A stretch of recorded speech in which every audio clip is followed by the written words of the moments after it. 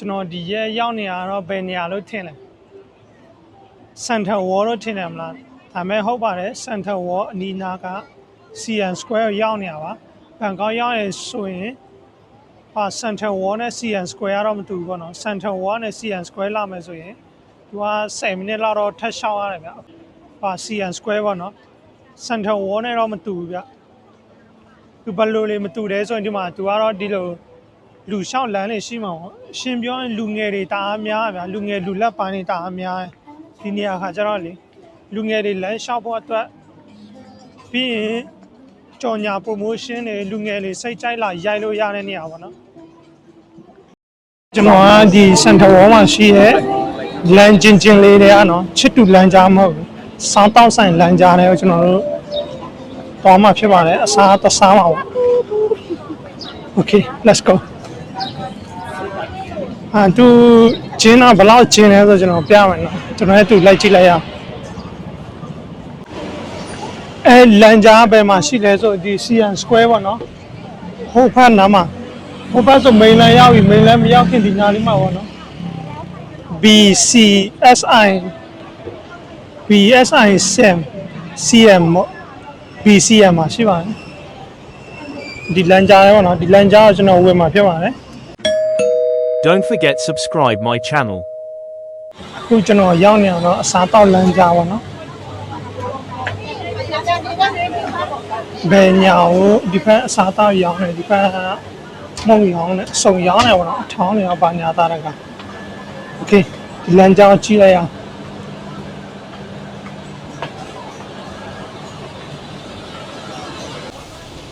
ဒီထဲမှာပေါ့နော်ကျွန်တော်တို့ဝေမှာဝတ်စတူထမင်းပြီးဝတ်သားကြော်မှာစားတာပေါ့နော်ဒီထဲမှာကျဈေးတက်နေဗျာ50ကနေ60အထိပဲဈေးတွေကအလောက်အထိပဲရှိတာပေါ့နော်ခုနကျွန်တော်ပြတဲ့ shopping mall ထဲမှာဆိုရင်ဒီကောင်ကဖက်100ကနေ200ကြားရှိထင်တာပဲဒီမှာကျွန်တော်ဒီလိုပဲစားလိုက်ရဗျာဒီမှာပဲမှာစားလိုက်ရဈေးလဲတက်နေစားလို့လည်းကောင်းတယ်ဗျာဈေးတက်ပြီးစားမကောင်းတာမဟုတ်တော့ဈေးတက်ပြီးစားလို့ကောင်း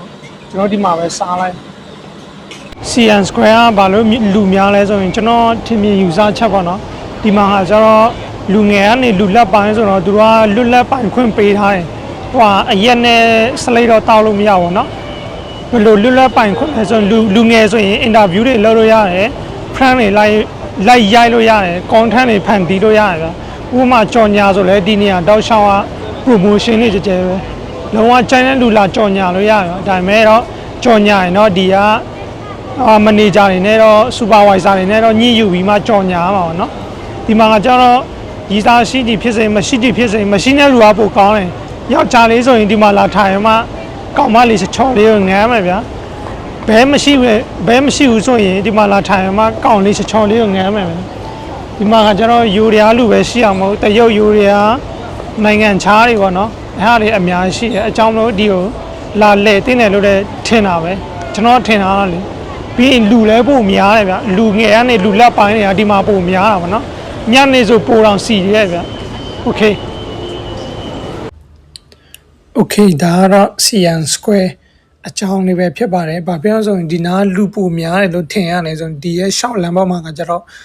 ဒီတလမ်းမရှိတာပေါ့နော်။လူငယ်လူလက်ပိုင်းတွေကဒီကိုလာတာများတော့တည်ရမလား။ဒီတလမ်းထဲမှာပဲလာရှောက်ကြတော့လူများတယ်လို့ထင်ပုံရတယ်ဗျာကျွန်တော်အထင်ပါနော်။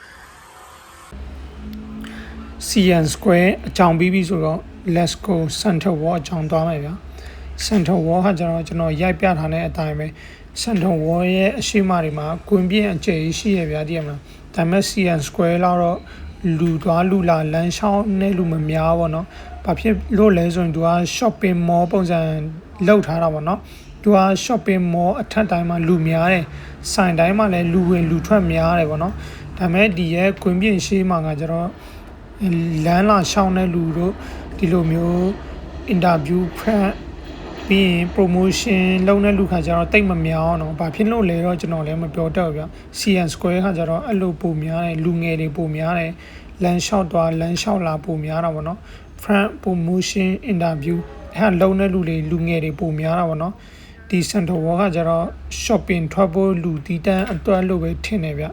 ဟို CN Square ကကျတော့လူငယ်ပေါ့နော် လူငယ်တွေဝတ်စားစီရင်ပုံတွေကိုကြိုက်တဲ့ fashion ဝတ်ပြီးမှဒီအလန်ပေါ်မှာရှောက်ရရင်တည်းမှာသူတို့ရဲ့ fashion ကိုကြွားလို့ရဗျအဲ့လိုကွာခြားမဲ့လို့တော့ထင်တယ်ဗျ